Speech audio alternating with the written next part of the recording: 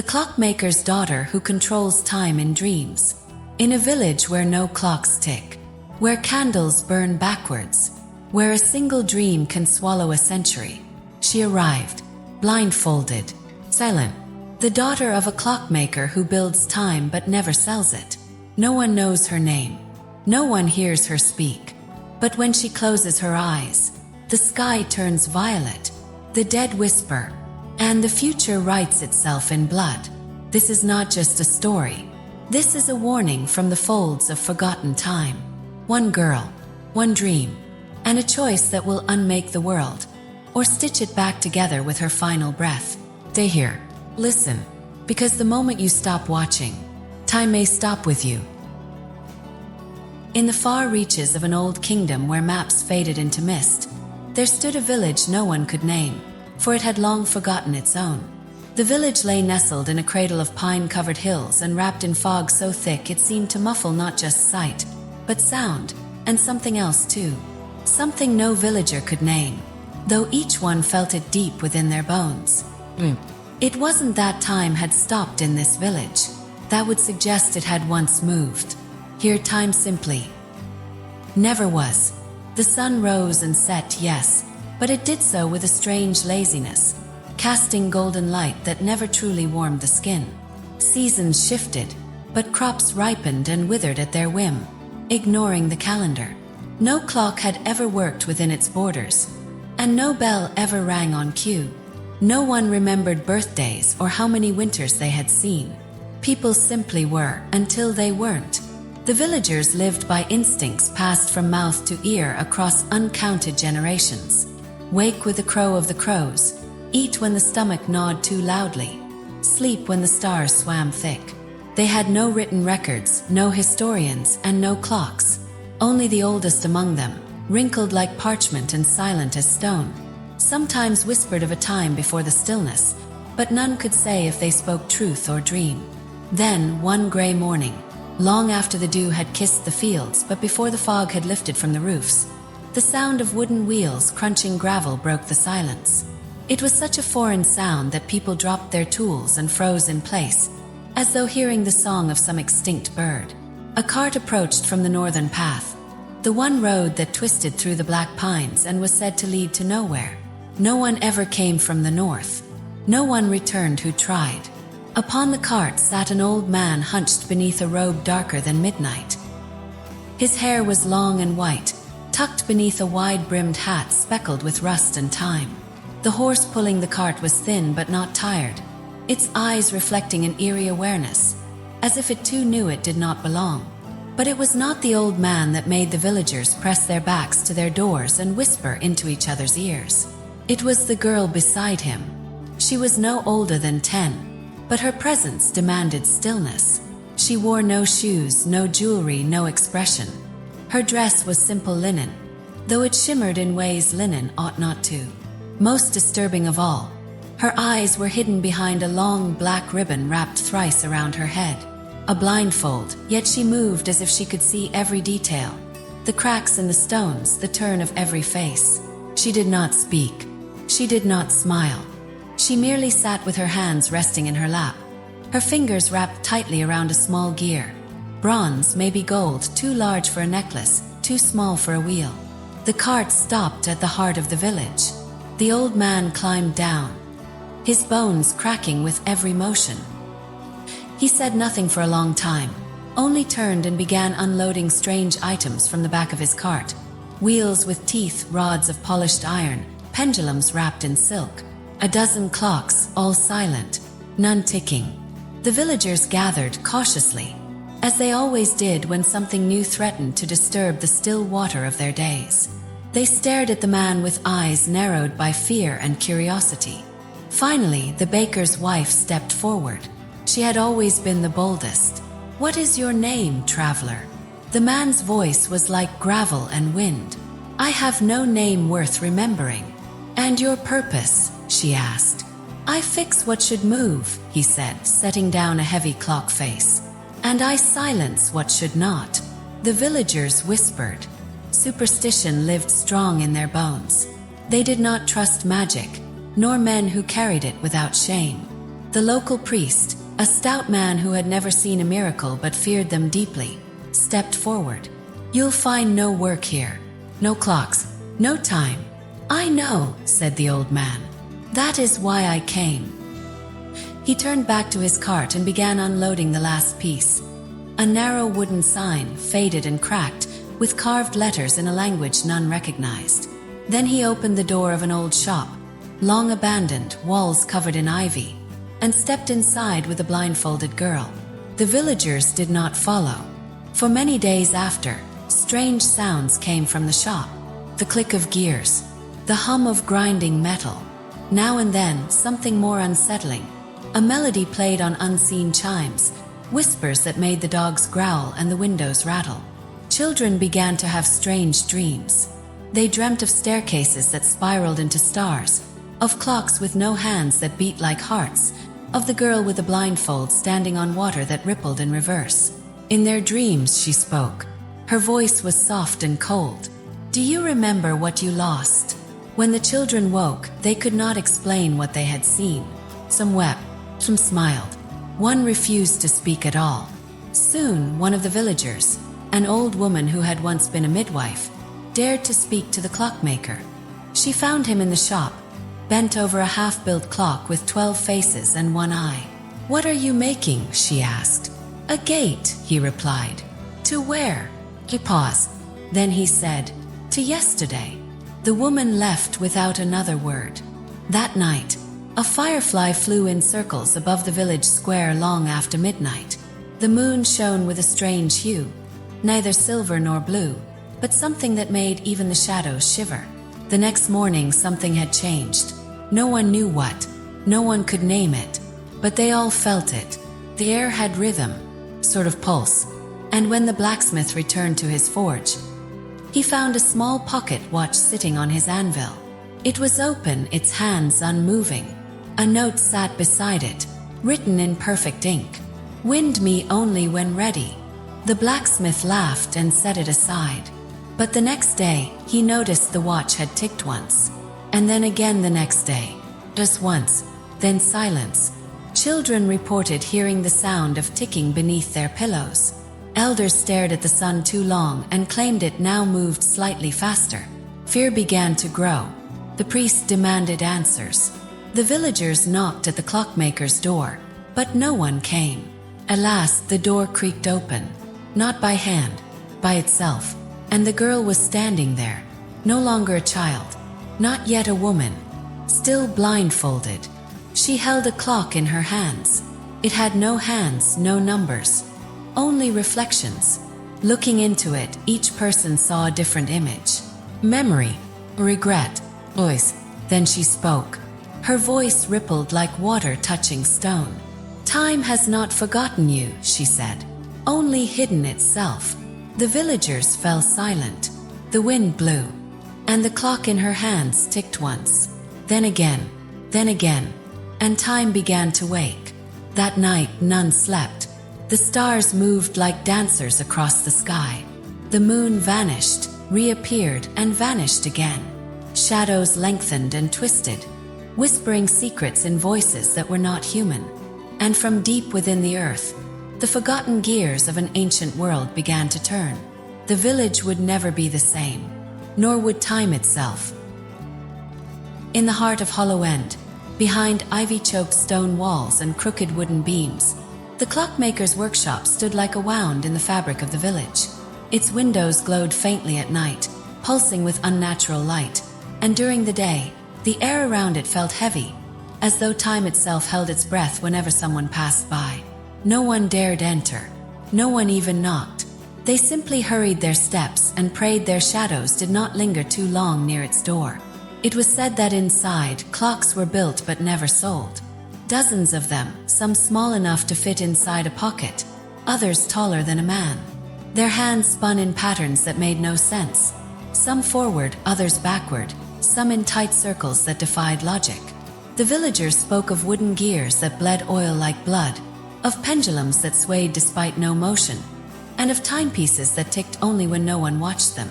But most of all, they spoke of the girl, the clockmaker's daughter, always blindfolded, always silent, The children believed she could see things no one else could, that she walked in dreams and spoke to ghosts of time itself.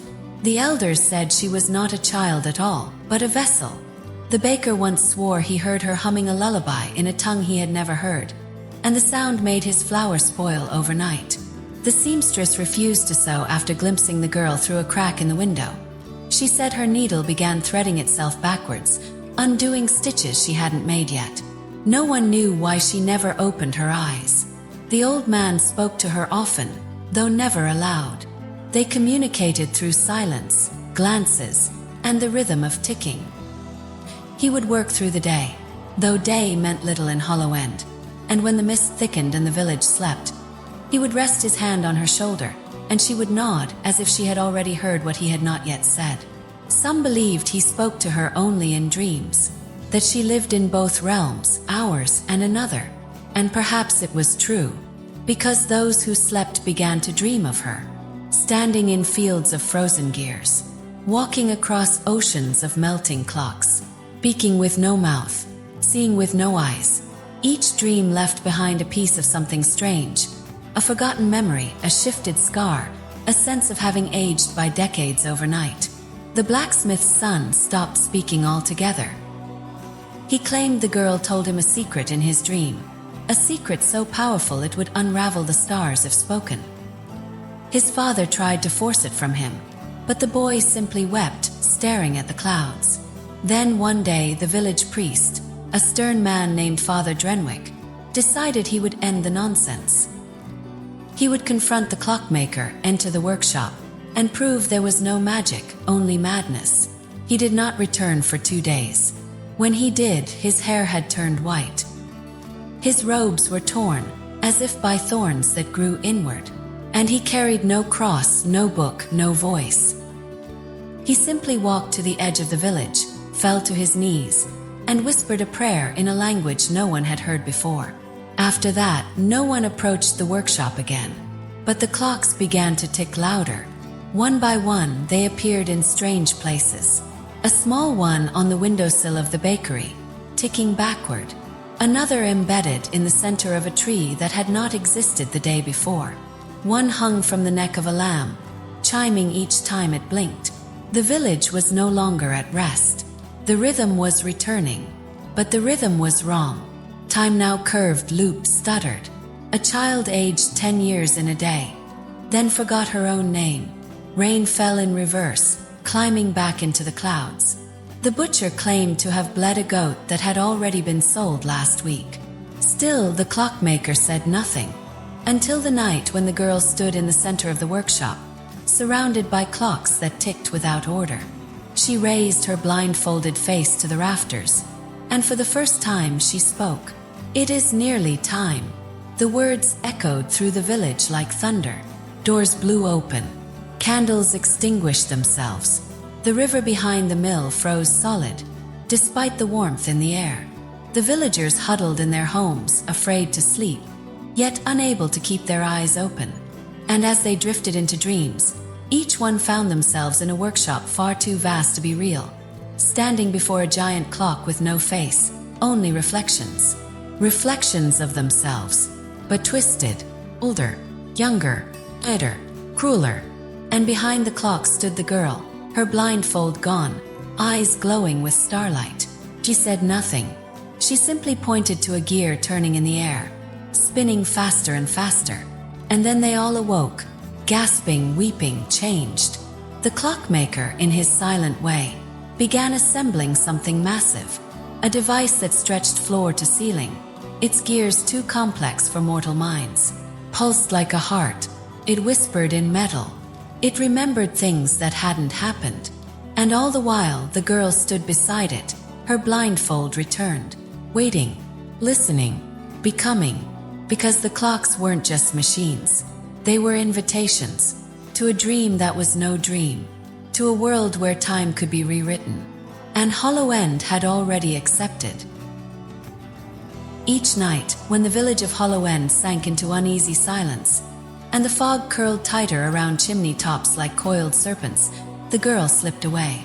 Not through doors or windows, not with footsteps or breath, but with the silence of smoke and the precision of time uncoiled. Her body remained still beside the great ticking heart of the workshop, but her spirit left like vapor, vanishing between the seconds, carried by threads of silver light unseen by waking eyes. In her dreams, she stood not in one place, but in many. Time did not stretch in a line. It swirled like mist, bending and folding, dancing around her like ribbons in a storm. The dream realm was neither night nor day. It was lit by a pale sun that pulsed slowly, like a sleeping giant's breath, and shadows moved with minds of their own. There, in that shifting dream world, the girl walked through centuries as though strolling through a garden path. She wandered into kingdoms that no longer existed, where banners flapped above castles long turned to dust. She walked beside queens with broken crowns and sat among beggars who would one day rule cities. Time opened its secrets to her, not through words but through echoes. The first time it happened, she was only 5, or maybe 15, or perhaps she hadn't been born yet. Did not matter. Time had no manners in dreams. It introduced its guests in the wrong order and served memories like bread, torn, broken, and sweet. She stood in a field where silver reeds swayed under an invisible wind. Each stalk hummed softly. Each hum was a voice. She reached out and touched one, and was suddenly inside the dream of a dying king. He wept for his lost daughter. He had not seen her since the day the sun forgot to rise. As she watched, he looked at her and called her name. But it was not her name. It was a name she had never heard before. Yet it filled her bones with recognition. Luria. That name followed her into every dream since. Whispers in markets, screams in wars, lullabies sung to children wrapped in straw and furs. Even the dead, whose eyes held no light, seemed to mouth that name as she passed. Luria. Who was she? What had she done? In one dream, the girl walked through a city floating in the sky, where bridges were made of clouds and towers rang with bells that tolled in reverse. She passed a hall lined with mirrors, and each mirror showed her not as she was, but as she might be.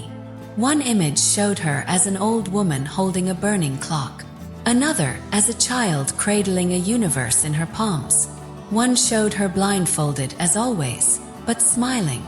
The last showed her with her eyes open. The dream shattered.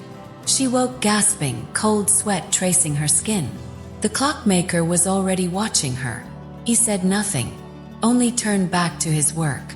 Each night she returned to the dreams. She walked through deserts buried beneath oceans, forests that whispered secrets in ancient tongues, and towns where children never aged. She met people who had died centuries before she was born, and others who would not be born for centuries still. Some spoke with wonder, some with terror. A few wept at the sight of her. "You are the hinge," one said, a soldier with rusting armor and blood on his lips. "The door swings through you." "What door?" she asked. He died before answering. Sometimes the dream realm bent too far, and time bled into time. She would speak to a girl beside a river and then find herself that girl, living her life, feeling her joy and pain. Then she would slip out again, carrying the memory like a scar. Other nights, she entered dreams not her own. She wandered through hollow end in sleep, stepping through the thoughts of those who feared her. She watched the seamstress dream of her lost child. She stood at the edge of the blacksmith's nightmare as he struck his father again and again, even though the old man had been dead for years. She stood in the priest's cathedral, as he begged for forgiveness from a god who would not answer. And she saw the clockmaker's dream. That dream came only once. She found herself walking through a workshop far larger than their own, filled with clocks floating in the air, each one whispering a name. At the center was her father, younger, his eyes filled with grief. He was cradling a broken clock and whispering the same word over and over. "Eluria, Luria, Eluria." She stepped closer, but the moment her hand touched the clock in his arms, the dream dissolved into ash. From then on, she never entered his dreams again. The more she dreamed, the more hollow end changed. Children woke speaking strange languages. Stones shifted places. People began to remember things that never happened. One woman claimed to have lived 2 different lives. A man forgot his own name and then took on another. The village grew uneasy. Whispers deepened. She's bringing dreams to life, they said. She's unraveling time. She's not human. But none dared confront her. 'Cause some dreams gave gifts. A dying boy dreamed of flying. The next morning, feathers covered his pillow. A widow dreamed of her husband's laughter. The sound echoed from the well at dawn. A thief dreamed of his own hanging. The next morning, he returned every coin he'd ever stolen. The villagers began to both fear and crave the girl's dreams. And still she said nothing. Still blindfolded, still silent. Each morning she sat by the great clock, hands folded, face serene. Only the clockmaker knew what she carried inside. She was changing, not growing, changing. Her skin glowed faintly at times, as if lit from within. Her hair sometimes floated as though underwater. Her breath synced with the ticking of the clocks, and when she exhaled, the gears turned faster. The clockmaker kept building, each piece more delicate, more strange. Gears that reversed when looked at, springs made of glass, pendulums that ticked once per year. He built a throne from stone and starlight, and placed it in the center of the shop. She never sat on it, not yet. Then came the dream that was not a dream. She found herself in a room of smoke, silver tendrils curling around her like ribbons. In the center, a child sat cross-legged, drawing on the floor with chalk. The child looked up, and her face was the girl's own. "I've been waiting," she said. "For what?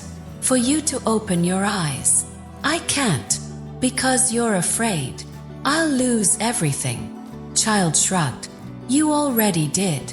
Then she pointed to the smoke, and the girl saw glimpses. Her mother's face, a burning tower, the hands of a clock slicing through sky, a boy with a mirror for a face, and a door. A door made of black wood and gold filigree. A door without a handle. "Open it," the child whispered. "I don't have the key. You are the key." The dream ended. She awoke screaming. For the first time since arriving in Hollow End, she tore the blindfold from her eyes. The workshop exploded with light. Clocks shattered. Time itself howled. The villagers fell to the ground, clutching their heads. And the clockmaker wept. He rushed to her, wrapped her eyes again, held her close. "You're not ready," he whispered. "Not yet." But something had changed. She had seen, not just the dream world, not just time. She had seen herself, and nothing would ever be the same again. The fog never lifted entirely from Hollow End, but that morning it sat especially thick. It clung to the stones like cobwebs and turned every breath into something you could feel, as if the village itself had fallen asleep with one eye open. The baker's oven had failed to light. The church bell had let out a single dull thud, then cracked. And over it all, there came a strange, sweet scent, like burnt honey and winter air. The scent came from the candle. It was a child who brought it. Tomas, the youngest son of the seamstress. He found it lying in the frost-dusted weeds near the edge of the clockmaker's shop, wrapped in velvet that shimmered like oil. Tomas was known for his curious fingers and quieter feet. And so, like any child who had not yet learned to fear the gifts of strange girls and silent old men, he took the candle home.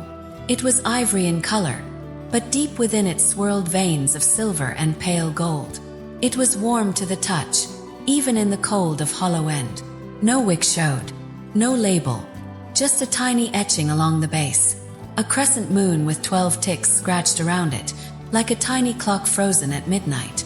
Tomas brought it home and, when no one was watching, set it beside his bed. That night, as the village settled into its uneasy hush, the candle lit itself. No spark, no flame, just light.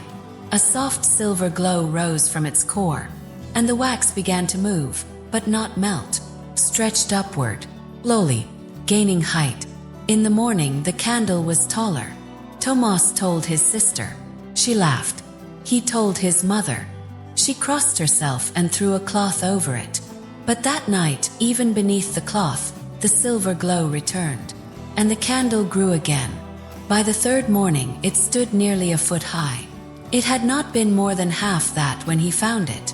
Now it stood proud and elegant, with a flame that shimmered backward, dancing in ways no fire ever had. The house grew colder, not because the heat failed, but because time began to shift around it. Tomas's toys appeared in different corners than where he left them. Bread hardened before it baked. The family dog aged in minutes, then slept like a pup. The seamstress brought the candle to the priest. He took one look at it and dropped it. It didn't break. It didn't even fall. It hovered for a breathless moment, then lowered itself gently to the floor. "Take it to the clockmaker," he said, "before it burns the village backward." But the clockmaker did not answer his door. The girl did. Still blindfolded, still silent, she held out her hands for the candle. The seamstress, with trembling fingers, gave it over. The girl held it close to her chest, and for a moment the flame went out. Then it pulsed. Once. And the girl said a single word. "Not yet." She turned and vanished into the depths of the workshop. The seamstress went home and found that her front door now opened into her childhood kitchen. Her mother stood at the stove, young and breathing. Then she blinked, and the present returned. But something in her eyes had changed. A shine, like the shimmer of candlelight in reverse. The village began to whisper. Some said the candle was made of time. Others said it was not a candle at all, but a piece of the girl's dream made solid. Children swore they could hear it singing. One boy tried to steal it from the workshop. He aged 40 years in 4 steps. He returned to his parents gray-haired and speechless. They buried his youth beside the garden. Fear gripped Hollow End. Not the ordinary fear of witches or monsters or war. The deeper fear. The fear that reality itself was no longer loyal. Time skipped in Hollow End. People would speak and forget what they said. Doors opened to rooms they had not built. The moon sometimes rose twice in one night. One man went to bed a father and woke a stranger to his own children. And always the candle burned taller. The girl said nothing. But one night Tomas dreamed again. He stood inside a clock made of light, gears spinning slowly around him. The girl stood in the center, holding the candle. "Why does it grow?" he asked. "Because something is coming," she replied. "What?" She turned, and where her eyes should have been, the candle burned. "The hour you feared." Tomas woke screaming. The next morning, the candle was gone from the workshop, but a new one had appeared in every home. Each glowed faintly. Each stood still by day. Each burned taller by night.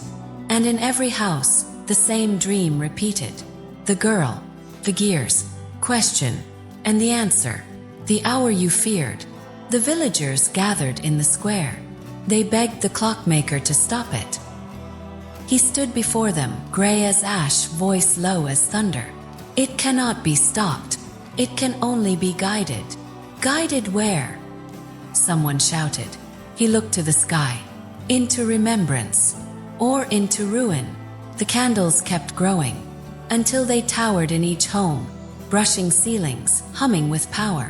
And then, one by one, they flickered, and began to burn downward, not melting, reversing. Each hour erased what had come before. Names were forgotten, marriages undone, children unborn, and the village wept as they remembered too late. At the center of it all, the girl knelt beside the great clock, hands on its face. She whispered, "Let what must burn, burn. Let what must return, return." And the candles vanished, all but one. First, still growing, still waiting, for the hour they all feared. It was just past the hour when the birds did not sing. Hollow End's quietest time, when the gates of the village creaked open. No one had touched them. No one had seen them move. They simply parted with a groan that made the fog stir. Standing at the threshold was a figure coated in mud and moss, a man wrapped in ruined armor tarnished with rust and time. His helmet dangled from one hand. His eyes were wide and hollow, and he stood as though the earth had forgotten gravity. Then he fell. He collapsed onto the stones like a marionette cut from its strings. By the time the villagers reached him, he had already begun to weep. The man was Sir Corwin of the Ashvale Order, Knight, a war-born son of Hollow End.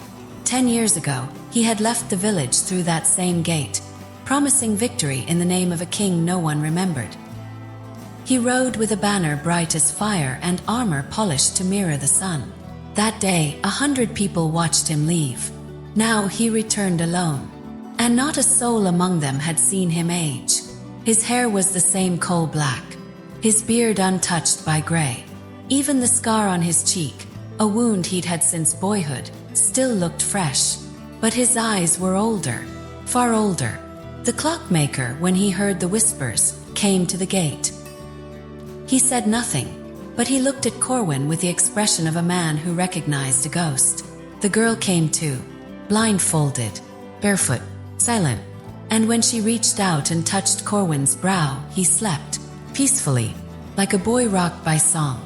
They carried him to the inn, laid him on fresh linens, and waited for answers. He woke the next morning. "I've only been gone a night," he said. His voice was firm, confused, unshaken. The villagers exchanged looks of dread. Some had buried his family already. Others had stopped telling his story for fear it would summon war. A few had children who knew his name only as a tale. "A single dream," he whispered. "That's all I remember." The priest asked what he meant. Corwin sat up, staring at the candlelight. "She was there," he said. "The girl." The room fell to silence. "In the dream, I was lost in a forest. Not one of trees, but of moments. Time was all around me. Some of it whispered, some of it screamed. I wandered for years without walking. I saw my own death 100 times, and each time it wore a different face." He paused, followed. "She found me when I could no longer remember who I was. She never opened her eyes, but I felt her gaze, like moonlight through a closed window. She said my dream had become too loud, and it was time to wake up. So he did.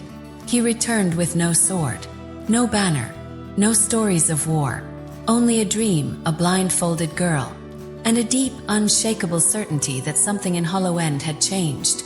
From that moment on, Corwin could not sleep. Not once. He tried. He drank bitter teas, read books, walked the hills till his legs gave out. But each time he closed his eyes, a ticking sound filled his ears. Not from any clock, but from within his chest. He felt time moving wrong around him. He watched leaves fall upward. He saw rain pool backward into clouds. He knew, without knowing how, that he had not truly returned. Something was still missing. He began to speak of things he had not seen, but knew. Storms that would strike 3 days ahead, children who would never be born, deaths that hadn't happened yet. The villagers feared him, but the girl did not. She came to him in silence, sat beside him as he watched the sky tilt sideways. He would speak and she would listen. Then, when he was finished, she would place a hand on his shoulder and simply say, "Not yet." Each time, the world would right itself for a while. The ticking would quiet, until the 7th day. That morning, Corwin stood in the square and declared that he had remembered everything. He said that the dream had not been a dream at all, that he had been caught in a place outside time, that others were there too, some trying to escape, some wanting to forget. He said the girl had walked among them like a lantern in the dark, waking those who could still remember themselves. "She is more than a girl," he said. "She is the bridge." "To where?" the baker asked. "To what comes after time," Corwin said. That night, he began to build a tower, not of stone but of stories. He gathered villagers, one by one, and asked them to tell him the most vivid dream they had ever had. Then he carved them into planks of old wood, stacking each dream atop the next. Children's nightmares formed the base. Lovers' lost hopes formed the middle. And atop it all, he placed a single gear, gifted by the clockmaker.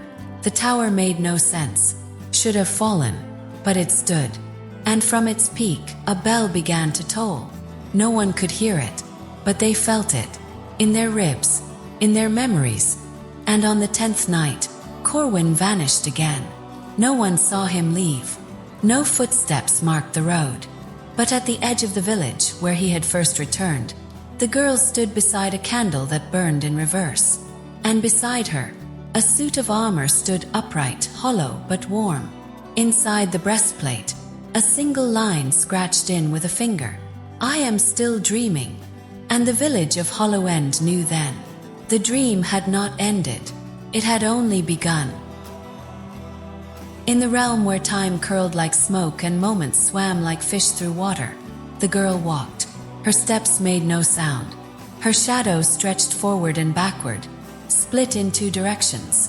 This was the place she returned to every night, not to rest but to remember, or perhaps to forget. No one, not even she, could say which. She had entered the dream once more. But this night was different. The air shimmered with tension.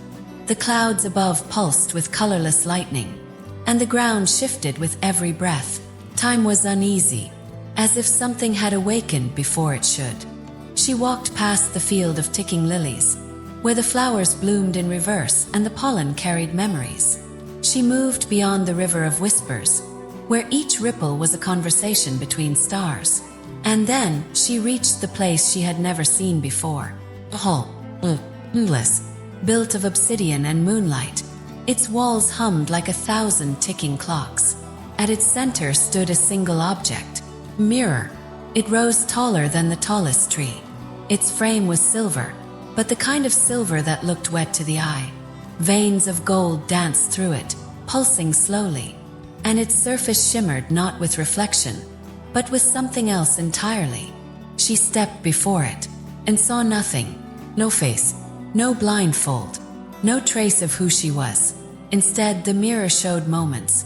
A boy she never met, holding her hand as though they'd grown up together. A wedding beneath a willow tree that had never existed. A child calling her mother. A grave bearing her name. Dreams, memories, fictions, possibilities. Lives she had not lived but could have. Some joyful, some terrifying, all impossible. She reached toward the glass, trembling for the first time in years, and touched it. The mirror did not feel like glass. Felt like skin, warm, breathing. And then it opened its eyes. She did not scream. She could not. The sound had been swallowed. The mirror was looking back, not reflecting, watching. The face within was not hers, and yet it was older, colder, eyes open, glowing with starlight. The voice came not from the mirror, but from behind her. "You should not be here yet." A turn. No one stood there, but the voice remained. "The door is not ready." "What is this place?" she asked. "It is the mirror of never." "What does it show? What was not? What might never be?" The girl turned back to the mirror. The images shifted. A hollow end with towers of fire. A hollow end ruled by machines. A hollow end swallowed by the sea. A hollow end where she never arrived. "Why are you showing me this?" she whispered. The mirror pulsed. "Because you touched the thread." She stepped back. "What thread?" The air grew heavier, and in the mirror she saw it. A thin line of gold stretching from her chest to the sky above, and another, black as night, reaching downward into the earth. "You are becoming," said the voice. "Becoming what? Not what. When?" The mirror flashed. Images poured out. 1,000 lives. 1,000 endings. She saw herself as queen, as villain, as goddess, as forgotten. Each one a thread cut too soon. And then she saw herself unblindfolded. Not one version. All of them. Open. Burning. Each one turned to look at her. And smiled. The mirror cracked. A hairline fracture right where her heart would be. The hall began to shake. She tried to step back, but her feet would not move. The floor turned to gears. The walls melted into calendars. And still the mirror watched. "You must choose," said the voice. "Choose what? To remember, or to forget? What happens if I remember? You wake the clock. And if I forget? You remain the dream. The girl pressed her hand to her chest. She felt the ticking there. Her father's gears. Her own. The dream whirled around her, trembled. Time pleaded. She turned from the mirror and walked away. The crack widened, and something began to crawl through it. Not a being. Presence. Touching. Following. Had no name. But it had waited long enough. In Hollow End, the night had always held its breath. There were no owls, no crickets, no rustle of fox or rat. Midnight came and went like a shadow passing through another shadow. But all of that changed when the birds began to sing. Started with a single note. High and sharp, it pierced the silence like a splinter. The blacksmith's daughter, awake with fever, heard it first. She sat up, certain she was dreaming. But then came another note and another, layered, complex, wrong. It was a song, but no bird of Hollow End had ever made such music. Too sweet, too knowing. By the time the clock in the square ticked past midnight, the entire village had heard it. The song came from every direction. The trees vibrated with it. The rooftops hummed in tune.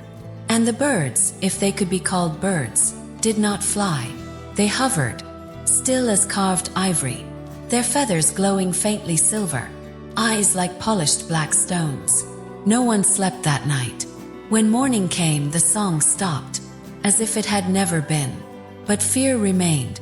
The following night, the song began again. So did the third. So did the seventh. And on the 10th, the birds began to speak. They did not speak as humans do. Their language was not made of words, but memories. People began waking with fragments of lives they never lived. A boy remembered the death of a sister he never had. A widow mourned a husband she had never met. Children whispered secrets in ancient tongues. The historian returned to Hollow End that day. His name was Elric, once of the Royal College, now in exile. He had studied time the way others study birds or bones, and when the birds began to sing, he came by foot, carrying only a satchel and a book with no title. He met the Clockmaker in silence. They spoke without words. Then Elric opened his book and showed the villagers the entry. There was once a village where midnight never came until it did. It began with song. Birds of silver, eyes black as night. They sang the old hour open. Time confused leaked. Dreams became solid. Regret took root. And then came the spirits. They walked between seconds. They unstitched the days. And then the page ended. Mid-sentence. There were no more pages. Elric had never turned past that point. He claimed he couldn't. The book would not allow it. The villagers begged him for more. He said only this: the birds are the first sign. The priest declared them demons. He ordered the bells rung. But when the bells chimed, the birds mimicked them in harmony. The sound turned into a lullaby so gentle that the youngest child in the village walked out into the woods and was not seen again. The birds followed no pattern. They appeared only at midnight, only for an hour, then vanished. But their song lingered, echoed, soaked into the stone and water. Even the clocks began to tick in rhythm with their music. The clockmaker refused to speak, but he began drawing. He sketched gears with feathers, pendulums shaped like wings, clocks with 12 notes instead of hours. And the girl listened. Each night she stood outside the workshop, blindfolded still, but head tilted upward, listening. Once Tomas approached her and asked, "Do you understand what they're saying?" She didn't answer, but she reached into her sleeve and gave him a feather. It pulsed with warmth. And that night, Tomas dreamed of falling upward into a sky made of sound. He awoke speaking a name not his own. Then the dream spread. The birds no longer came only at midnight. They came in dreams, in thoughts, in echoes. One girl painted them in her sleep. 100 birds, 100 eyes, 100 clocks, each chiming a different sorrow. One man walked into the river to follow the music. He did not return. Time grew soft again. You could press your hand into it. Memories drifted through the air like dust. And the girl began to hum. The same song. The exact one. The historian went pale. He opened his book again. This time the page had changed. Where once the words ended, now they continued. And when the song is heard from within, the bridge has become the bell. He dropped the book. The girl turned to him. "Do you remember now?" she asked.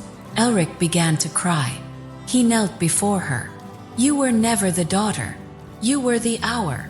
The sky split open. Only for a second. Crack like the one in the mirror. Through it something looked down. The birds went silent. The girl walked back into the workshop. And the historian's book closed on its own. The last page now read, "We do not stop the song. We join it. Or we vanish." Hollow End slept uneasily that night, because even silence had started to sing. The dream began without warning. There was no door to pass through, no shift in breath, no flutter of lashes. She was simply there, standing beneath a violet sky that bled into a sea of turning stars. The ground beneath her feet pulsed like the skin of a slumbering beast. Time was thick in the air, not flowing but thudding like a drumbeat buried under the earth. The girl walked forward, though there was no path, just the hum of existence and the weight of something waiting. She was not blindfolded here. In this realm, her eyes were open, and they burned with knowing. Before her floated a door. It was not attached to anything. No hinges, no frame, just a door suspended in nothing. Its surface was black stone, flecked with silver. Symbols moved across it, rearranging with every glance, never settling long enough to read. And at its center, a keyhole blinked like an eye. She approached. The air thickened. Each step felt like it was being taken across centuries. She felt younger and older with every motion. Child, woman, something else. When she reached the door, her hand lifted without thought, as if the dream were dreaming her. She placed her fingers on the handle. It didn't move, pulse. The metal throbbed with warmth like flesh. It resisted, not with force, but with intention, as if the door itself were deciding. She pulled harder. Nothing. Her other hand pressed to the surface. The symbols shifted faster. The air cracked with pressure. Then something on the other side knocked. Once. Then silence. And her dream began to bleed. The ground beneath her peeled away in strips, revealing glimpses of Hollow End. The village as it was, and as it was not. Fires burned where no buildings had stood. Children played in fields that had not grown in generations. The clock in the square turned to smoke, then reassembled upside down. She pulled at the door again, screamed, not in sound, in memory. She saw 1,000 births, 1,000 deaths, 1,000 choices made and unmade.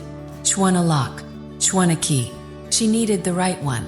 She reached into her chest, not physically, but through thought, through memory. She found the thread the mirror had shown her, the gold one. Hum. She pressed it to the door. The keyhole widened, and the dream world exploded, not with fire, but with openings. Doors burst into existence across the skies, the fields, the rivers. Some stayed shut, some flew open. Through them, fragments fell into the waking world. In Hollow End, clocks melted, candles wept, books began writing themselves. A man who had never danced before twirled in his sleep. A woman aged backward, singing lullabies from a childhood that never was. The historian's book grew new pages. The birds returned silent this time, perched, butching, and the girl stood before the door, now slightly ajar. From within came a breath, long tired, then a whisper. "You are early." She leaned closer. "I had to know. There is a cost. I will pay it." The door opened a crack wider. Light poured out. Not warm, not cold, just ancient. And from within, a figure stepped forward. Not a reflection, not a shadow. Herself, but different. Open, blindfold in hand, smiling. "You were the key all along," the other said. And vanished. The door slammed shut, and the dream snapped. She awoke in the workshop standing. The clocks had stopped. The sky outside bled gold, and in her palm rested a black key, warm and pulsing. The dream had come through, and nothing would ever be closed again.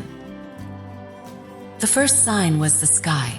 It turned violet just before dusk, not with the soft hues of fading daylight, but with the bruised color of something ruptured. A deep, unnatural purple that bled into the clouds and hovered like a question that no one dared to ask. The birds did not sing. The wind did not move. And in the stillness, time began to break. Started with whispers, not voices but fragments of hours. Clock chiming where no clock stood. The sound of footsteps echoing before they were taken. Shadows that moved before their owners. Then the people changed. Old Mother Ennis, who had not left her bed in 5 years, was found dancing barefoot in the square. A girl again, her hair dark and her eyes clear. She laughed and sang a lullaby no one knew. By morning she was gone. Not dead, just gone. Others were not so lucky. Tomas' little sister, barely 6, aged decades overnight. Her bones groaned as she walked. Her hands trembled. She asked for her children, though she had never borne any. Some froze entirely. The blacksmith's apprentice stood mid-swing, hammer raised, breath suspended in his chest. His skin did not pale, his eyes did not blink. Days passed. He did not move. And still, the sky deepened in color. The animals noticed first. Dogs refused to leave their homes. Horses stared at nothing and would not eat. The crows, once bold, circled in silence above the square as if waiting. The clockmaker worked without pause. His tools moved faster than the eye. Sparks flew from metal shaped by no forge.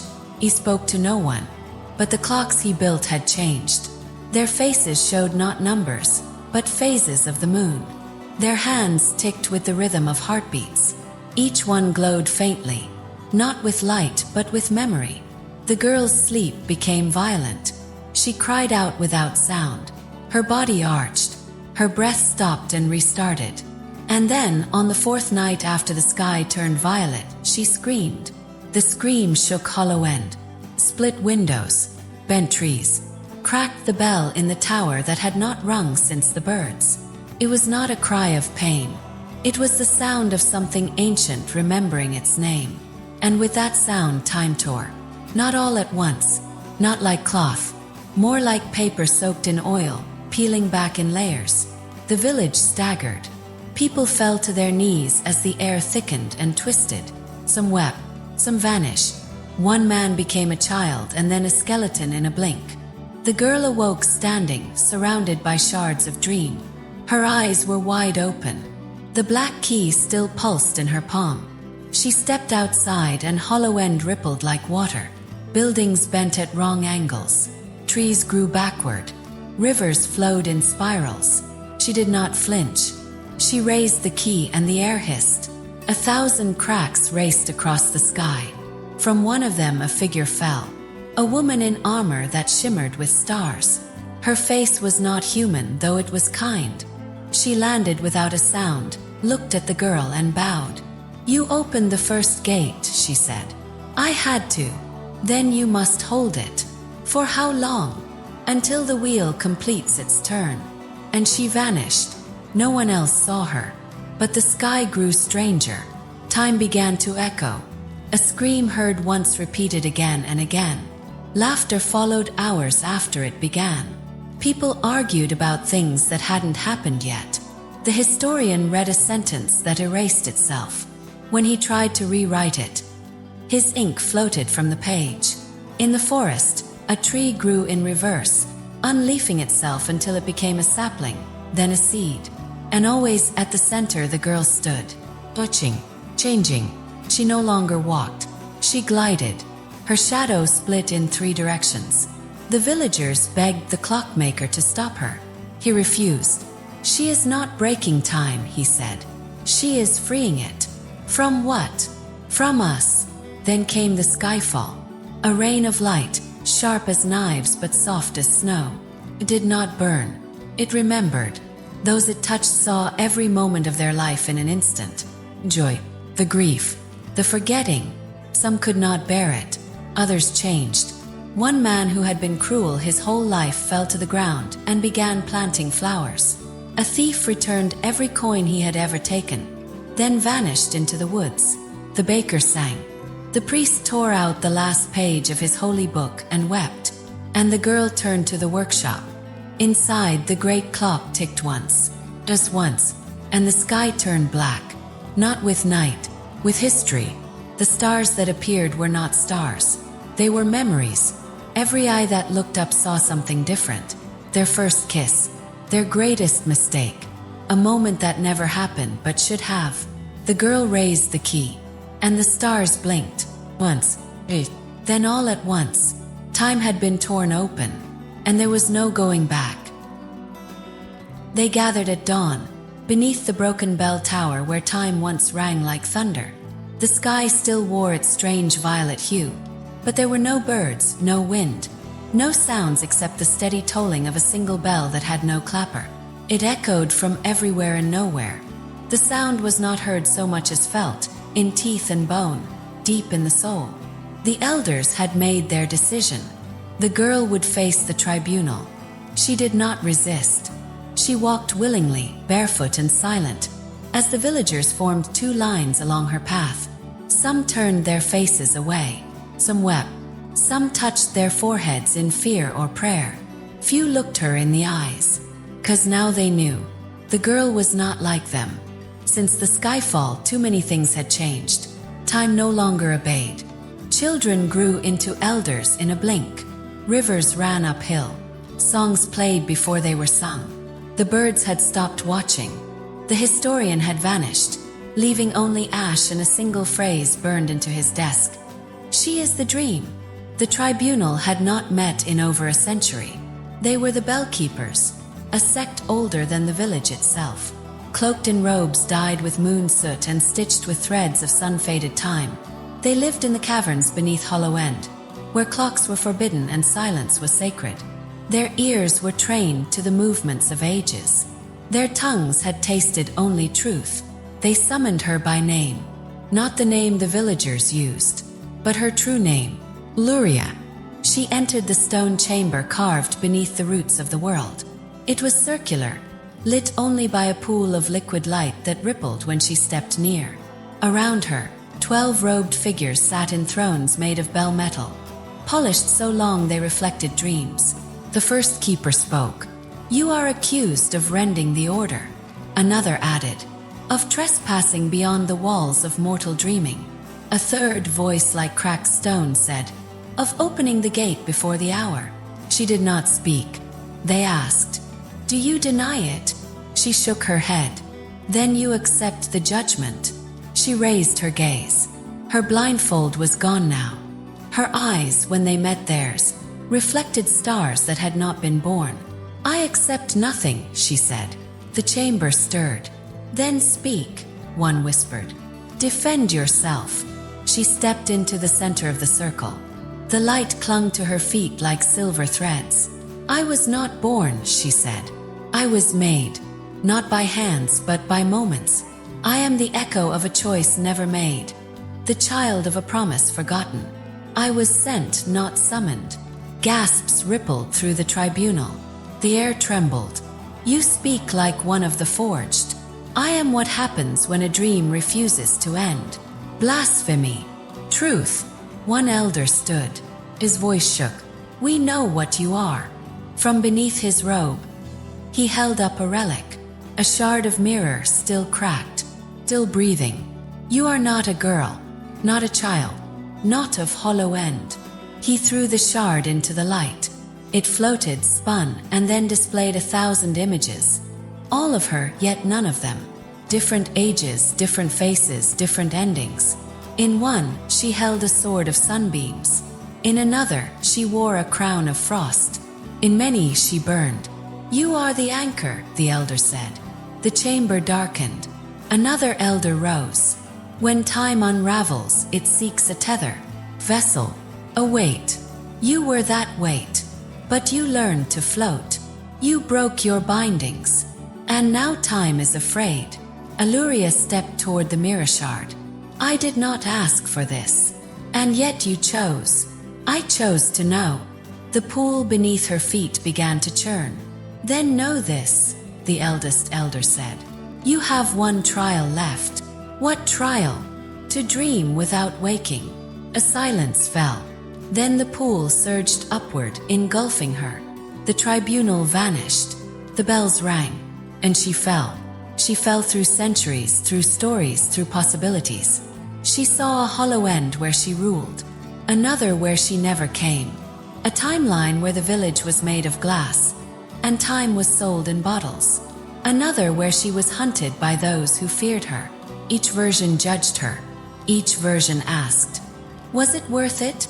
And each time she answered, not yet. Then came the final vision. She stood alone, in a hollow end swallowed by fog. No birds, no clocks, no people, only silence, and a single bell tower. She climbed it, the top a bell. Silent, she touched it, and it rang. The sound tore through every version of herself, every timeline, every dream. And when the sound faded, she stood again in the chamber. The elders stared. You dreamed it, they asked. She nodded. And woke myself. The eldest elder lowered his hood. Beneath it was her face. Older, wiser, tired. Then you are not the dreamer. No, you are the dream. They bowed. And for the first time in the memory of Hollow End, the bells rang without fear. But the trial was not over, because far above, in the place between ticks, something else heard the sound, and began to stir. It began without announcement. No trumpet of storm, no crack of sky, no omen scratched into bark or bone. Just silence, deep and perfect, a silence that spread like oil across the fabric of Hollow End. First no one noticed. Sleep clung longer than usual. Dreams lingered like mist. The crows, which once called just before the sun, were silent. The baker, rising from his bed to stoke the ovens, paused at the window. He waited for the familiar hue of morning, the shift from violet to gold, the soft breaking of darkness. Never came. The moon remained in the sky, pale, motionless, frozen, a white eye watching without blinking. The stars, usually faint with dawn, stayed fixed in place, twinkling like pins in black velvet. Morning did not arrive, and neither did she. The girl, the daughter of the clockmaker, the one who had walked dreams, opened gates, bent echoes. Her room in the workshop was empty. The door still swung open from the night before. The clocks had stopped ticking. The great pendulum no longer moved. Her blindfold hung from the rafters, untouched. She was gone, and with her time.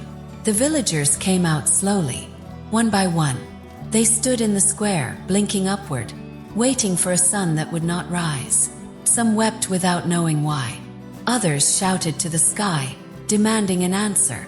But the sky did not move. The hours did not pass. The air held its breath. Even the animals were confused. Chickens sat in their nests unmoving. Dogs curled beside their masters and refused to stir. A cow mid-chew froze as though caught in thought. Water stopped, not dried, not frozen. It simply hung, suspended in midair, in jugs, in rivers, in wells, as if it had forgotten gravity. Children pointed, adults prayed, and time refused to answer. Then came the wilt. Crops drooped under an invisible weight. Leaves browned and curled. Flowers twisted into themselves. But they did not fall or decay. They simply paused at the edge of death. The healer found her own breath slowing. She moved her hands through the air and left trails, slow and syrupy. Her heart beat once, then hesitated. Then again. Then nothing. She did not die. But she no longer lived in rhythm. The people gathered once more in the square. The tribunal stood among them, robes tattered by the sudden stillness. Call her, someone said. She will return, said another. She must. But she didn't. No dream came. No whisper. Only the moon. Cold. Touching. Then came the knock. Not at a door. Every door. A hollow knock that echoed once through every home, every mind. The same knock the girl had once heard on the floating door in her dream. But now there was no dream, only this. The villagers searched for signs. They found the historian's final journal, unfinished, the ink still wet. It ended mid-sentence. When the hour unravels, she will be. And nothing more. They searched the workshop. Every clock was unwound, every page blank. The black key she had once held lay on the table, cracked down the center. They tried to wake her presence through chants, through silence, through tears. The priest recited every blessing he knew. The baker lit candles backward. The seamstress stitched her name into the earth. Nothing. And so they waited. Day passed, or what felt like a day. They couldn't know. The bell never rang. The sun never moved. Time had died. Then came the child. A boy, perhaps 5, walked from the woods carrying a silver feather. His eyes were blank. He spoke only once. "She is not gone." The priest knelt. "Where is she?" The boy pointed upward, not to the moon, beyond it. And then he dropped the feather and crumbled to ash. That night, the villagers dreamed for the first time in the stillness. They dreamed of a clock floating in the sky, its hands melted. The girl stood atop it, arms outstretched, her body held in a net of golden threads. She was not screaming, but her eyes, open now, burned with something ancient. They reached for her. He faded. One child whispered upon waking, "She is holding the hour together." Another, barely able to speak, muttered, "If she lets go, time ends." They waited again. The moon flickered once. A shadow passed over the square. It did not move like anything living, moved like memory. A breeze swept through the stillness. A single chime rang from the broken tower, and time faintly throbbed. The villagers looked to the workshop. The door creaked. Footstep echoed, but no one came out. Not yet. There was no sound, not silence. Silence is something that follows sound, something you notice in its absence. This was deeper than that. This was the complete unmaking of sound, a space where even the idea of noise had been erased. The girl stood at the edge of a garden that was not a garden, staring into a space that was not space, and breathed in air that did not move. Everything was wrong, and everything was still beautiful. The trees grew upside down, their roots caressing the sky like fingers. Leaves formed, unfurled, and folded back into buds. Flowers bloomed in reverse, shedding color before form, scent before substance. They collapsed into seed, buried themselves beneath invisible soil, and disappeared. It was the timeless garden. She knew it without knowing how, as though the name had been planted inside her long ago and only now allowed to bloom. Her feet moved soundlessly over glassy moss that shimmered with echoes of forgotten songs. The sun above was not a sun, but a memory of one. It pulsed with a slow rhythm, not casting light but pulling it inward, as if devouring the day before it could be born. She did not wear her blindfold here. Her eyes were open, and they saw everything. Time had no direction. She watched herself walking through the garden, both ahead and behind. Sometimes she reached out to her other selves. Sometimes they reached back. None of them spoke, 'cause here voice had been stolen. She wandered past fountains that flowed upward, their water never reaching its peak. Past statues that melted into liquid and reformed into faces she had never seen but somehow missed. Past clocks without hands, each one weeping grains of golden sand that returned to the dial before falling again. And then she saw him, boy, no older than 10, dressed in garments that shimmered like moonlight on metal. His skin was gray like riverstone. His eyes were pale as smoke. His hair floated around his head as if he moved underwater. He was waiting, and in his hands he held a pocket watch. The girl stepped toward him. He said nothing. She opened her mouth to speak. Nothing came out. He lifted the watch. Tick. One sound. The only sound in the garden. And with it she heard her own voice. "I remember." The boy smiled. He opened the watch. Inside was not time. Inside was a whisper. Her whisper. It spoke her story in reverse. Each tick a step backward. Each talk a choice unmade. She watched her life unwind. Clocks, the workshop, the dream gate, the scream, the tribunal, the mirror, the candle, the night, the first step into hollow end, and then silence again. She reached out, but the boy stepped back. His eyes were sad. He closed the watch. The voice was gone. He offered it to her. She did not take it. He frowned. She shook her head, and he understood. "You don't want it back," he said without sound. She answered with a look. He nodded. Then he opened his chest. Not with pain, not with blood, just a seam parting. And inside was a garden. The same garden, endless, growing backward forever. And at its center another girl, another her. "Sleep. This is the seed of you," he said without breath. "This is the root of your dream." "Why show me this?" she asked with her eyes. "Because you forgot," he said. He stepped closer. "You were not sent to change time. You were sent to remember it." The garden pulsed. A single petal unfolded in fast reverse. It became a drop of water. It rose into the air and became a cloud. And in that cloud she saw a door. The same door. Again. "What do I do?" she asked. The boy handed her the watch. "Leave your voice behind. And then, open it without words." He took the watch. It was warm, pulsed. She pressed it to her chest. Her mouth opened. Sound escaped. Not a word. Note. Single perfect note. The boy faded. The garden unraveled. She was falling. Not down. Forward. Into herself. Into the dream. And the pocket watch ticked in her hand, with her voice sealed inside. It was in the back corner of the clockmaker's workshop, buried beneath a blanket of dust and wood shavings, where the priest found it. A book with no title, no cover, and pages whiter than any paper should have been in a place so ancient. The light from the workshop's only window fell across it like a whisper, and the moment the priest touched its spine, he felt the air around him stiffen. It was warm. He opened it. The first page was blank, so was the second. But as he turned to the third, something appeared. Not ink, not graphite, just faint etchings rising as if the page were remembering them. It wrote a single sentence. "At sunset, someone will not survive." The priest stared. The words pulsed faintly, as though alive. He turned the page again. Blank. And then a new line formed slowly, as if being whispered into the parchment. "The bells will toll, though no hands strike them." He snapped the book shut, but the words stayed burned in his mind.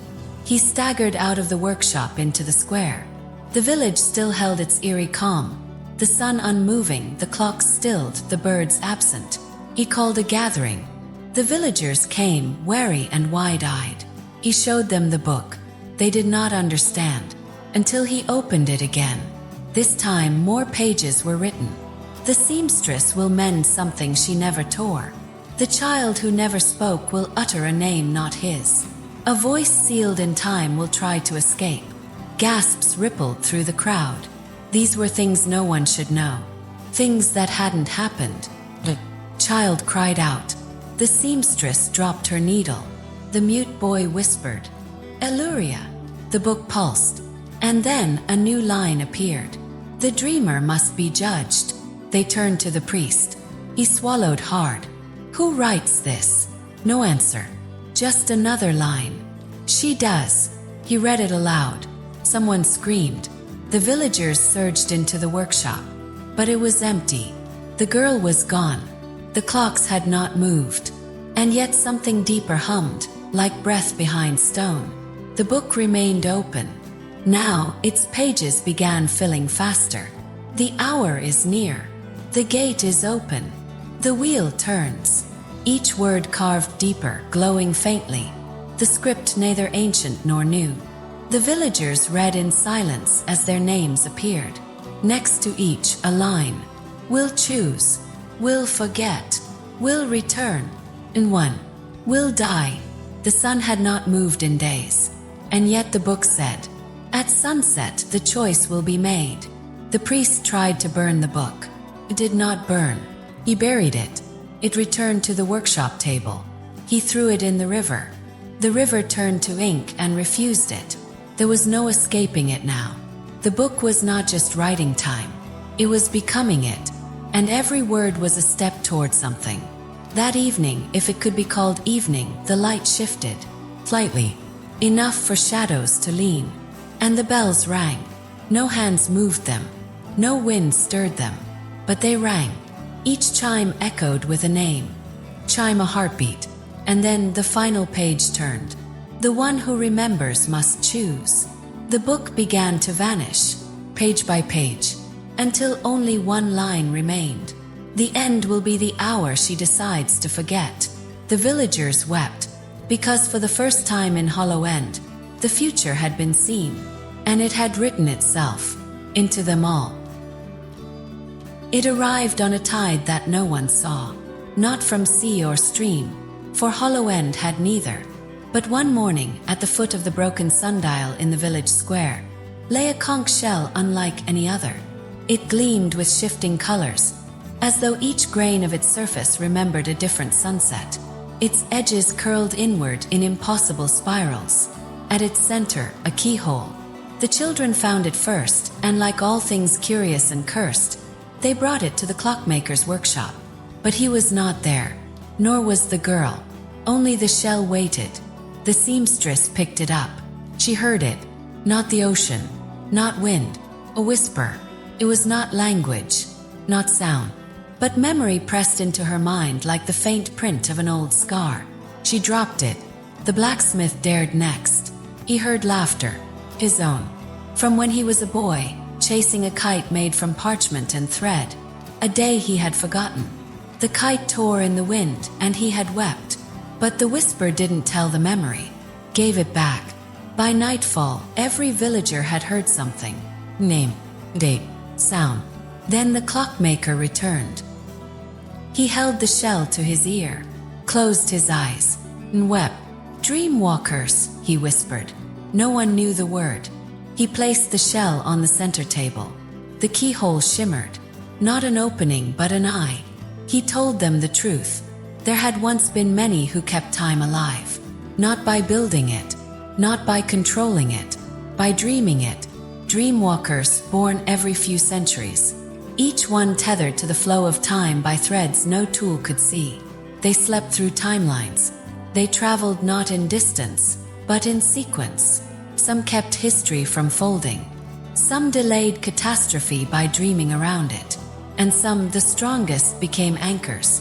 The girl Eluria was the last. He had known. He had raised her knowing. She wasn't made to wake, he said. She was meant to remember, and by remembering, keep the river flowing. The villagers asked, "Then why is everything breaking?" He pointed to the shell. "Because she opened the door." The shell ticked, not like a clock, like a heart. They heard it then, a whisper that grew clearer with each beat. "She must sleep again, or time will shatter. But she cannot find the garden. You must help her." The villagers looked to one another. The sky had not moved. The clocks had stopped. The book had written its final line. And now this. The priest held the shell.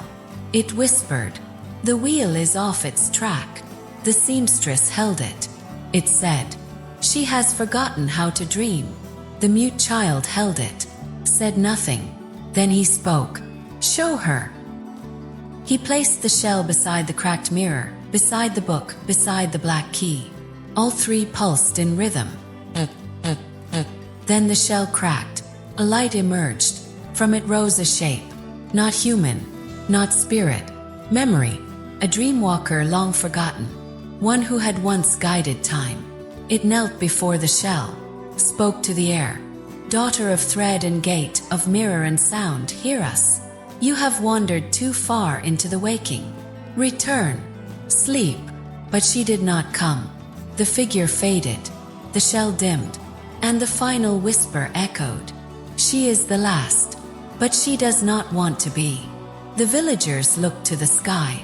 Still violet. Still frozen. The wind did not stir, but far away a petal fell upward, and the girl, wherever she was, turned her head. It began with the sound of cracking glass. In the village square, where no wind had stirred in weeks and time itself clung to every stone like fog, something shifted. The ancient hourglass, a towering relic gifted by a long-dead king, nestled within a wrought iron cradle, shuddered, had never run, not once, but now its upper chamber sparked, a red ember, then a flame, and before anyone could cry out, the hourglass caught fire. But the fire didn't consume, it illuminated. The sand inside, dark, fine, ancient, began to rise, upward, defying gravity. The grains flowed back into the top bulb, swirls of gold and ash moving like smoke in reverse. And then came the screams. From inside it, screams not made by throat or tongue, but screams of memory, of time undone. The villagers gathered, horrified, unable to approach, for the heat that poured from it was not the heat of flame. It was the heat of too many yesterdays touching today at once. The sky cracked. A rift appeared, jagged as lightning, slicing through the violet heavens above Hollow End. Did not open to stars or clouds. It opened to dream. The girl's dream. The petals falling upward now danced in circles. The wind moved backwards. And then the hourglass moaned. Its voice was ancient. The clockmaker fell to his knees. "No," he whispered, "not the burning hour." The villagers turned. He rose slowly, eyes hollow. When a dreamwalker remains too long between memory and moment, time ignites. And when it burns, reality forgets how to hold shape. They looked around. The cobblestones were shifting, patterns breaking and rebuilding. A house folded in on itself and unfolded as a tree. A dog barked, then became a shadow, then a bird. The sky split again. The rift widened, and through it the girl stepped. Luria, but not as she was. Her eyes glowed silver. Her feet didn't touch the ground. Behind her trailed threads, golden, shifting, some fraying, some twisting tight. Her mouth didn't move, but every villager heard her. I tried to sleep, but sleep became story, and story became storm. Now I cannot wake. They begged her to stop. The hourglass began floating. Its fire grew blue. The sand rose faster. The screams became words. She remembers too much. She holds too many lives. Let go. Luria wept. I wanted to help. The priest shouted above the wind. You still can. Return to the garden. Find the shell. Close the gate. But she shook her head. There is no garden. Not now. Only this. She raised her hand. The rift pulsed. Time exploded. The villagers saw themselves as children. Elders. Dust. Moments splintered. Then silence. A single heartbeat. Then the hourglass shattered.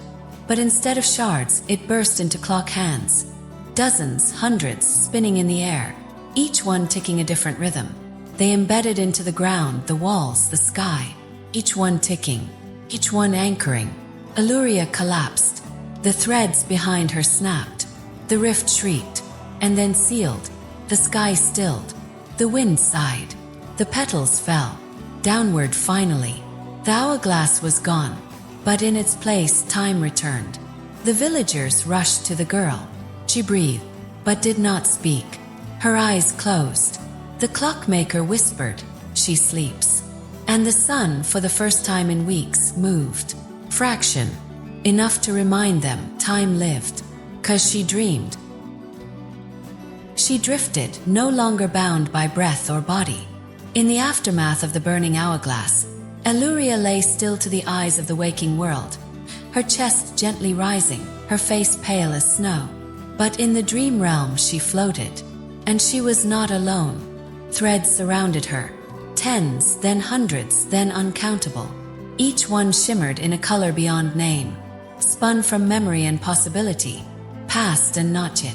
They stretched in every direction, into realms she had never known, into futures no one had dared to dream. She reached for one. Pulse. The world changed. She stood in a hollow end she did not recognize. Towers rose in place of cottages. Villagers wore robes woven with time symbols. And the square glowed with magic-infused machines. A giant sundial hovered in midair, speaking dates aloud. The people bowed to her. They called her Queen of Clocks. She fled. Another thread. A hollow end buried in ash. Trees fossilized mid-bloom. Time had died entirely here. She walked through frozen moments, past lovers who never kissed, soldiers who never drew swords. The silence was complete, and again she fled. A thread pulsed with sorrow. This hollow end was a battlefield. Children marched with swords. Alluria's own face appeared on banners, twisted in fury. Her voice echoed from statues. All must serve time. Another thread. A hollow end of music floating on clouds. Here she danced, laughed, grew old. She had friends, child, is another. A world where she had never been born. The village thrived. Simple, ill. The sky moved. Time flowed. She blinked. Pain struck her heart. So many selves, so many versions. She saw herself as cruel, her hands etched with scars of dominion. She saw herself kind, teaching children to fold paper into birds that sang. She saw herself forgotten, buried beneath vines in a village that had long moved on. The threads tangled around her, a net of existence. She screamed. The scream echoed across timelines. And from within one thread, a hand reached out. Mo. Familiar. The boy with no name. He held the pocket watch. Tick. Find the thread, he whispered. The one that sings. She looked down. A thread beneath her feet. Faint. Worn. But humming. She touched it. The garden returned. She stood in the timeless garden again. Flowers bloomed backward. The boy stood at the center. You are all of them, he said. But only one can weave. Which one am I? The one who remembers but does not rule. The one who dreams but does not command. He offered the watch. She took it. Opened. Inside her voice. Singing a lullaby she had never learned but always known. The garden pulsed. Threads wrapped around her wrists. Not binding. Embracing. One by one the threads dissolved. All but one. The humming thread. She followed it. It led her to the mirror. The cracked one. In it she saw all versions of herself. Then they stepped back. And only one remained. Luria. Daughter of dreams. Guardian of time. Not to rule. Not to escape. But to weave. She stepped through. And woke. In hollow end the bells rang. Not by hand. But by pulse. The villagers gathered. The clockmaker opened his eyes. She stood, whole. And time, not perfect, not fixed, not understood, began to breathe again. The dream was no longer hers alone. Illyria stood on the edge of the timeless garden, where threads had once shimmered, where echoes of her many selves had faded into mist. The garden now trembled, each backward blooming flower frozen mid-petal. Each stone humming like a string plucked by unseen fingers. The air had changed. A new rhythm beat beneath the soil. And then she saw him. The horizon split like torn parchment, and from its glowing wound stepped a man clad in sun-drenched armor. His helm was smooth and without a visor, like a mask of gold forged from dying stars. Symbols moved across its surface. Minute, ancient scripts scrolling like living ink. In his hand, a blade that pulsed like a heartbeat. He did not walk. He advanced. Step by step, the grass beneath his feet turned to sand. Time in his presence bowed. Illyria felt it before he spoke. The judgment, the finality. You are the dream tethered, he said, voice metallic, echoing as if across chambers of stone. Who are you? She asked. A time hunter. The title struck her like wind in the bones. She had heard stories whispered through timelines, of the Council of Lost Minutes, of those sworn to sever the knots that choked the weave of fate. Why have you come? To restore what must not be twisted. He raised the blade. You are the last dreamwalker. You are the fracture. She stepped back. I wove no harm. I tried to mend. And in mending, you unraveled. You opened doors not meant to be seen. You blurred the line between dream and day. He struck. The blade met nothing. She dissolved, reappearing behind him, threads rising from her hands like silk flame. I will not let you silence what still sings. The garden warped. Vines rose like serpents. The sky bent inward. Every petal turned to glass. But he walked through it all. This place is memory. I am beyond it. They clashed, not in swords, not in spells, but in moments. Every second she lived rushed toward him. Childhood laughter, midnight tears, lifetimes seen through threads. And every step he took bled those moments away, collapsing them into dust. She was losing, and then came the boy, the one with no name, the one with the watch. He stepped from a silver thread and held it out. You forgot the still point. Illyria caught the thread. Time stilled. The blade hung in air. The hunter paused. How? Because I remember, she said. Not to change, not to command, but to carry. The watch opened. Single note rang out. Not music, not voice, something older. The garden responded. Flowers rebloomed in forward time. Tones cooled. Threads turned soft.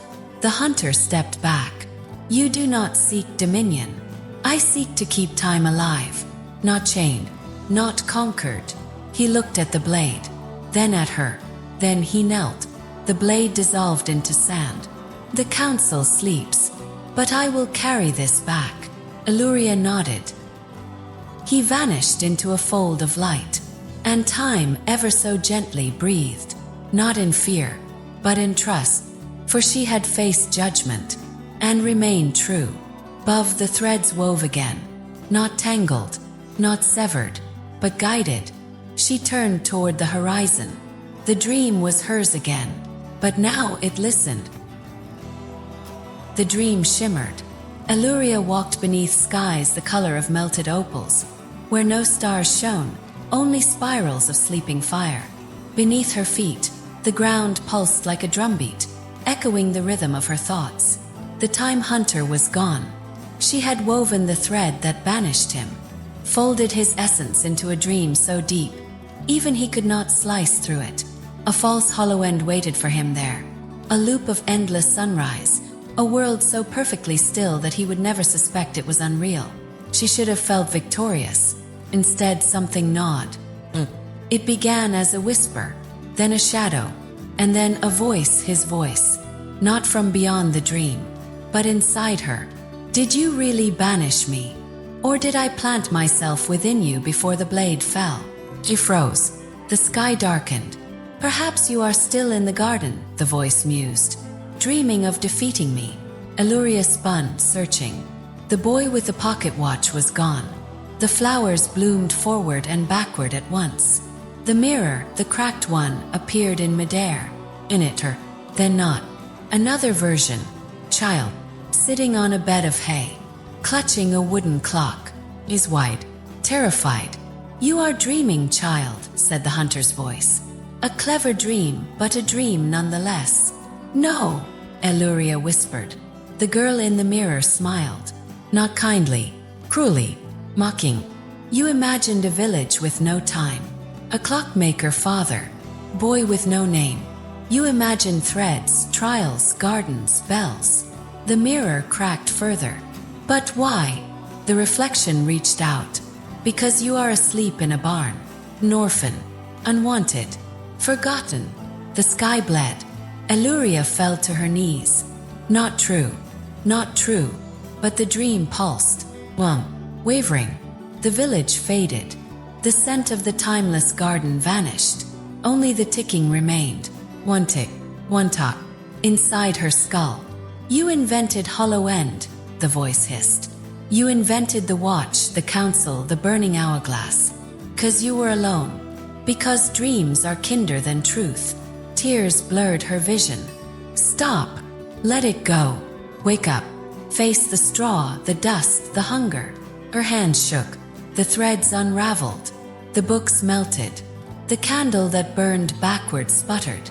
He screamed, and something answered. Not the hunter, not the boy. Lullaby. Familiar, sung in a voice like dusk.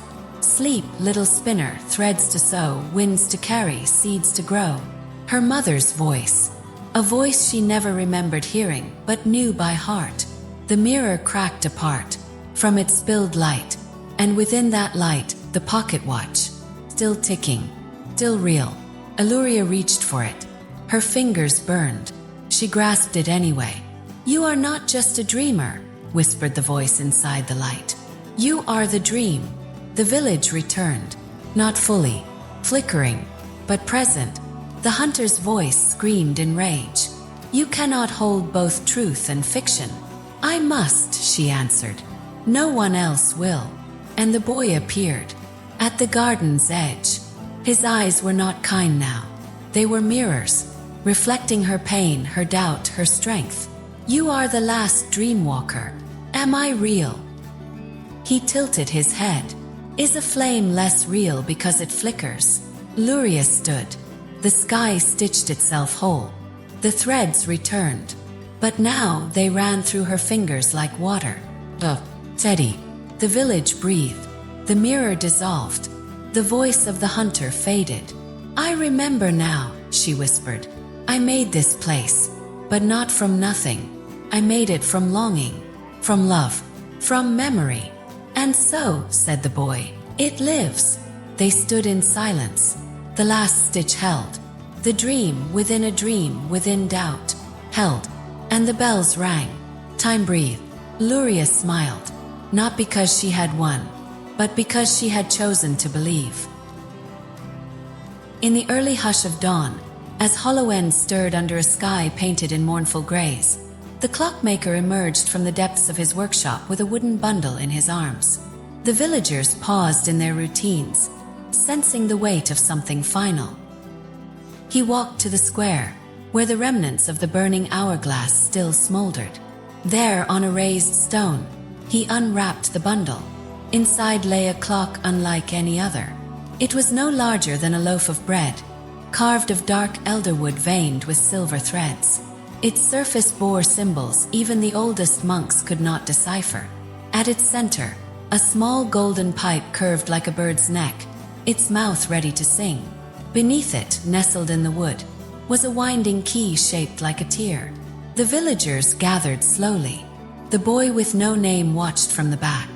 The bellkeepers stood solemnly in their robes. Even the sky seemed to hold its breath. Aluria stepped forward. She had returned from the dream within dream, her eyes deeper, her steps surer. But she looked no older, no younger, just whole. What is this? She asked her father. The clockmaker did not answer with words. He wound the key once. Clock sang. Not a song like any living birds. Not a melody played by mortal fingers. It was a song of beginnings, of endings, of choices not taken and roads not walked. And as it played, time itself paused. The air stilled. The villagers froze. Only Aluria moved. She alone heard the clock's truth. The song told her. This device, this final invention, could restore balance. It could mend the threads she had twisted, seal the rifts, silence the backwards candles, and make Hollow End whole. But there was a cost. The melody came from her. Not just her voice, her essence. To play the full song, to let it complete, would mean unmaking herself. She would vanish, not die, be unwritten, never born. And in that silence, no one would remember she had ever walked among them. Her breath trembled. The clockmaker's eyes glistened, but he said nothing. He had always known. Why build it? She whispered. He finally spoke. Because I could not bear to see you fade in pain. But I also could not let the world fall. This was my last hope. That you would choose, not be forced. The villagers remained still, caught between ticks. Aluria walked among them, touched their hands, their shoulders, faces that had once feared her, now calm in stasis. She saw the girl who had aged in reverse, now still as glass. The knight who had dreamed for 10 years, smiling faintly. The boy with no name, eyes watching, though he should have been frozen too. "You remember," she said. He nodded. "Because I was never real," he replied. "But neither are songs until they're sung." She sat by the clock. "If I let it play, you go too." "I was made of your hope," he said. "Let me become your legacy." The song called.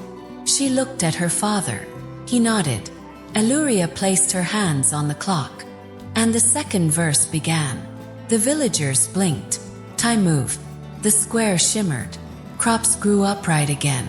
The river flowed forward. The mirror of never shattered into light.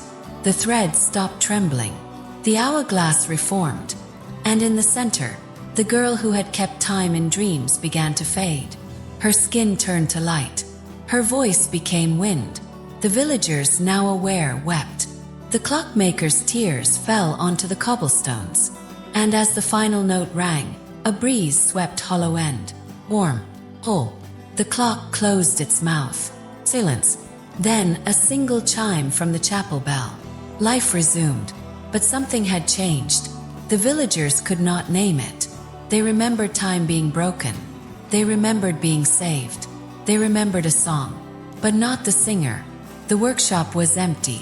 The name Illyria faded from books, lips, dreams.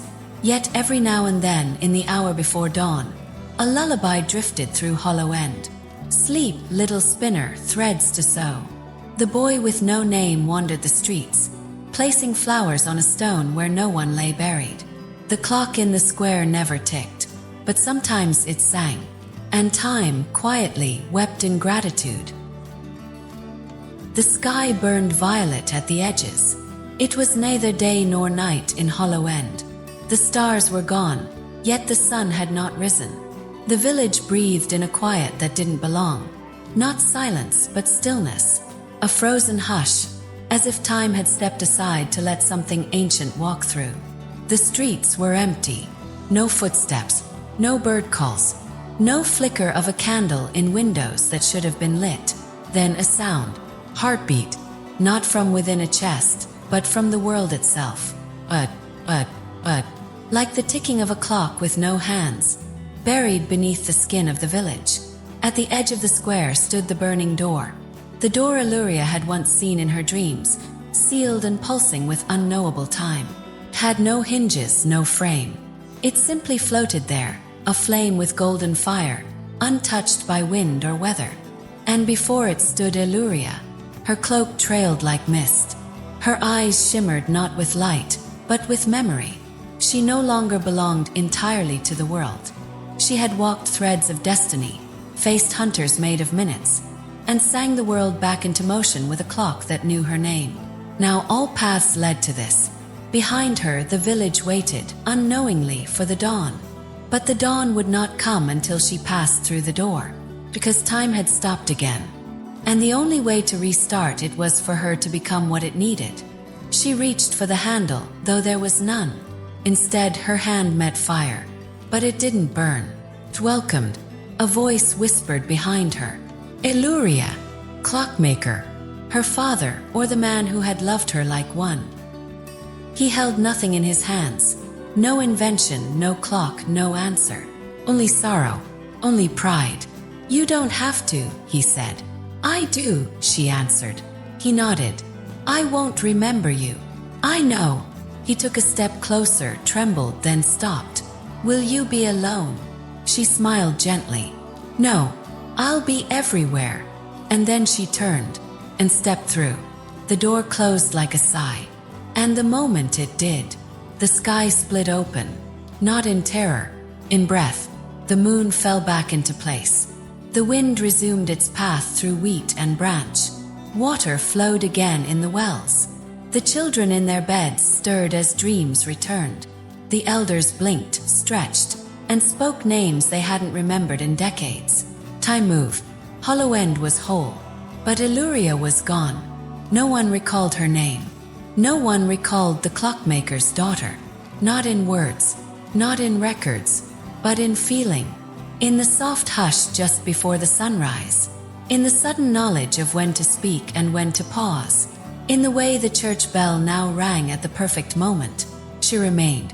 They called it the morning sense, the instinctive rhythm of the village, the breath between seconds, the harmony of a place finally aligned with its destiny. And at the heart of it all, the burning door had vanished. Only a circle of scorched stone remained in the square. No one questioned it, but each week someone left flowers there, unmarked, unasked, unspoken. The boy with no name, the echo born from her dreams, still walked Hollow End. His face was older now, though no one had noticed the years passing on him.